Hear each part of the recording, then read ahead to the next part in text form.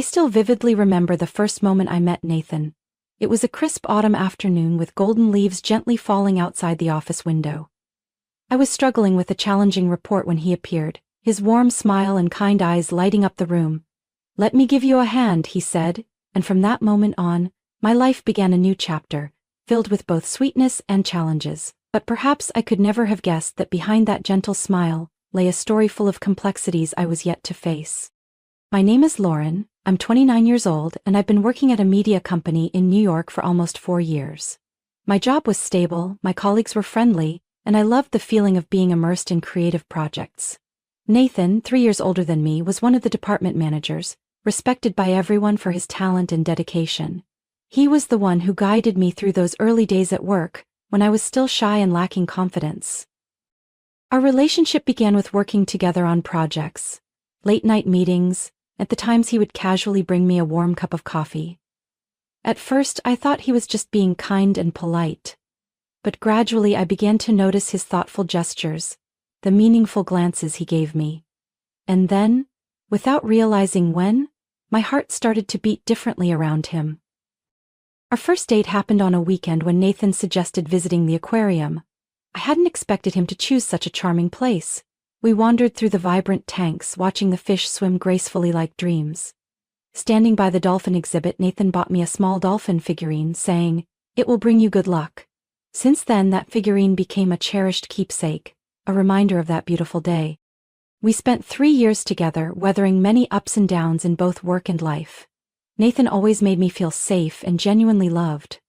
He was clear about his future plans, often talking about a small house in the suburbs where we would plant flowers and raise a little dog.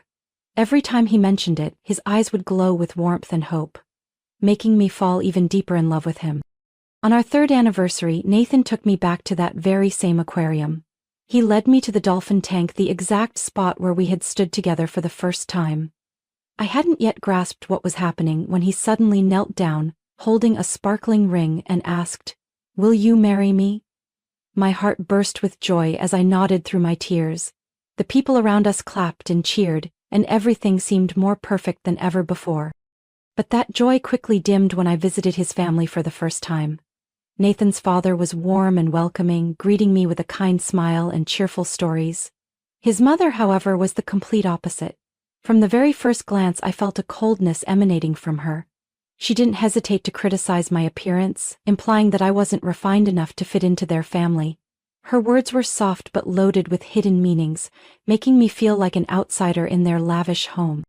Despite trying to stay calm, I couldn't deny that Nathan's mother's words had hurt me. I started to worry about the future, wondering if I could ever truly fit in with his family. During sleepless nights, I asked myself if love alone would be enough to overcome all these obstacles. But then, I reassured myself that feeling anxious before a wedding was normal. I continued to bury myself in wedding preparations, pretending everything was fine.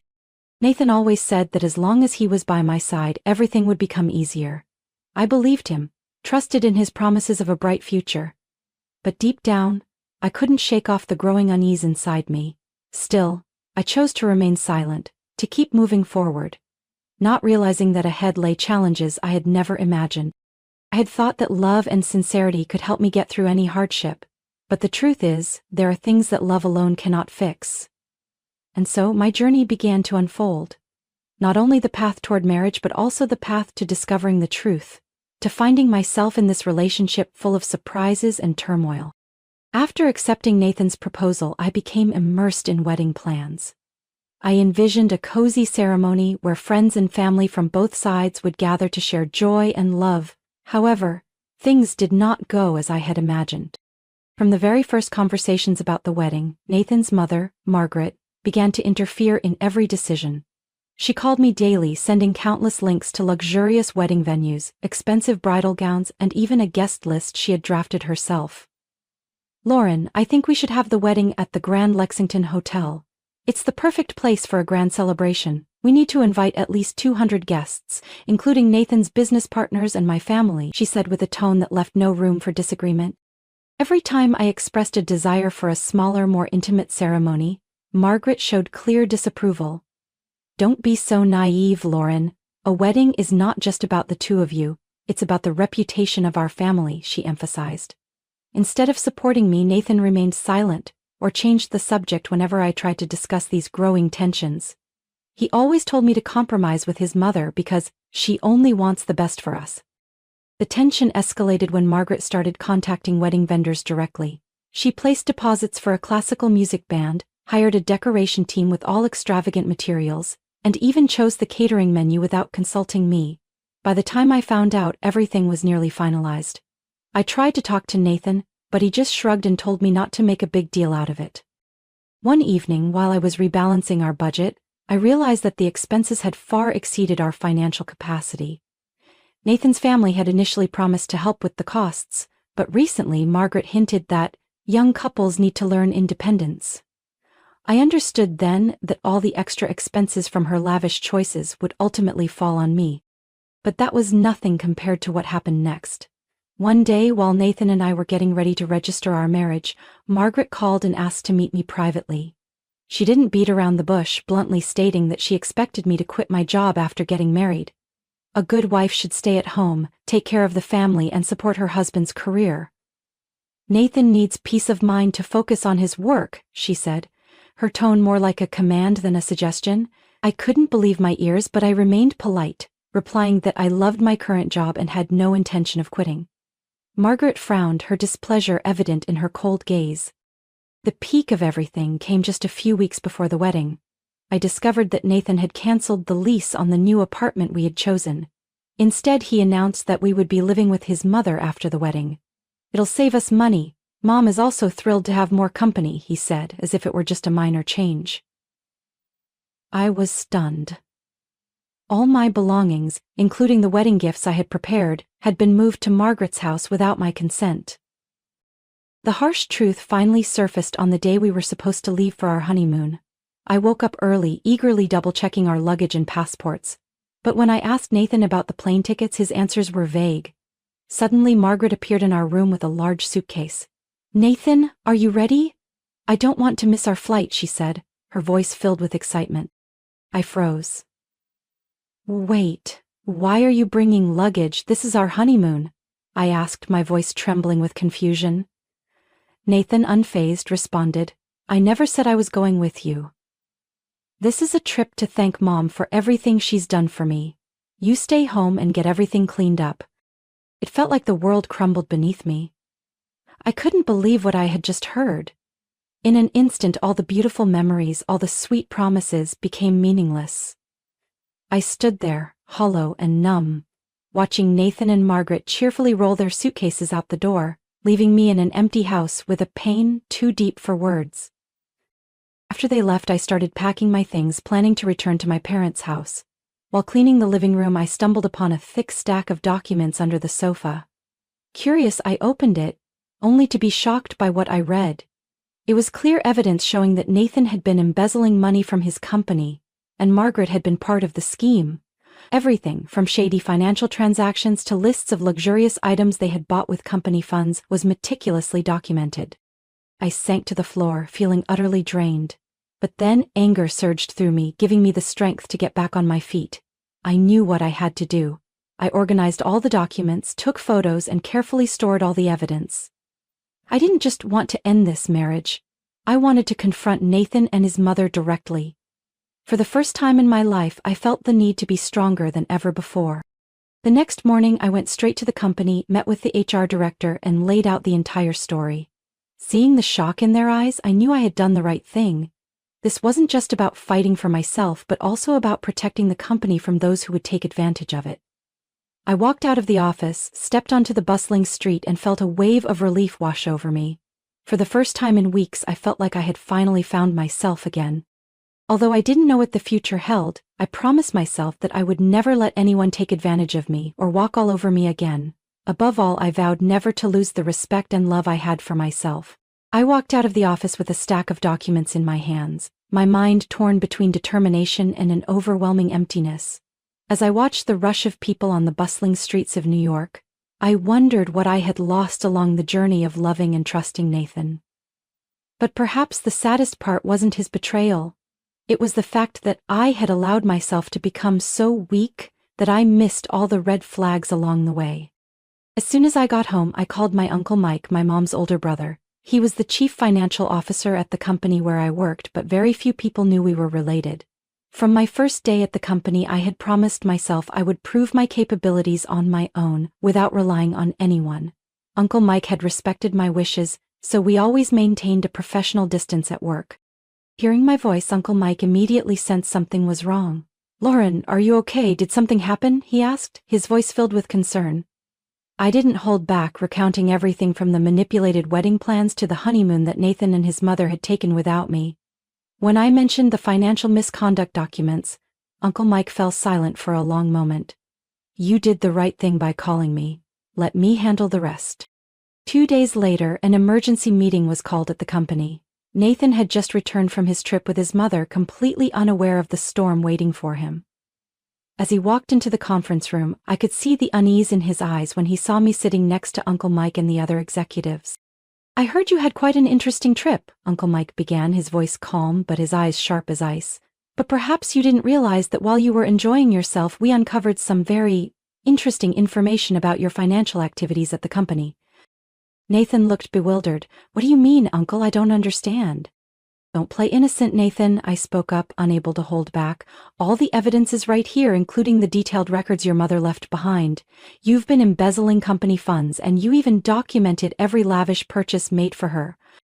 With no escape route left, Nathan's expression shifted from shock to panic. "Lauren, I'm sorry. I just wanted to help my mom. She's always under so much financial pressure, and I didn't know what else to do. Please help me. You love me, right?" Nathan's pleas did nothing to soften my resolve. All the love and trust I had once given him had turned into pure disappointment. "Love is not about being used, Nathan. You chose the wrong path, and now you have to face the consequences on your own." When the meeting ended, Nathan was immediately suspended. The company initiated legal proceedings to recover the lost funds. Margaret, Nathan's mother, kept calling me, switching between pleading and threatening. "Lauren, you can't do this to our family. Withdraw the accusations and come back home. We'll work this out together." But I knew exactly what work this out meant. It would be empty promises and subtle manipulation to push me into a corner. I decided to block her number and moved back in with my parents. They welcomed me with open arms and heartfelt support. My mom cried a lot when she heard my story, while my dad quietly patted my shoulder, but I could feel the deep love in every hug. The divorce proceedings began shortly after. With the help of Uncle Mai and an experienced lawyer, everything went more smoothly than I expected. Nathan tried to delay things, claiming I was the one who caused all the problems, and that he had only been caught up in the situation, but all the evidence pointed to him as the mastermind, with his mother as his accomplice. The company decided to take the case to court, to reclaim the lost money. During this time, Nathan's family began to fall apart. Margaret, who had always been a strong, controlling woman, became isolated and withdrawn. She no longer appeared at family gatherings or social events. Neighbors started to gossip, and I heard she had fallen into a state of depression.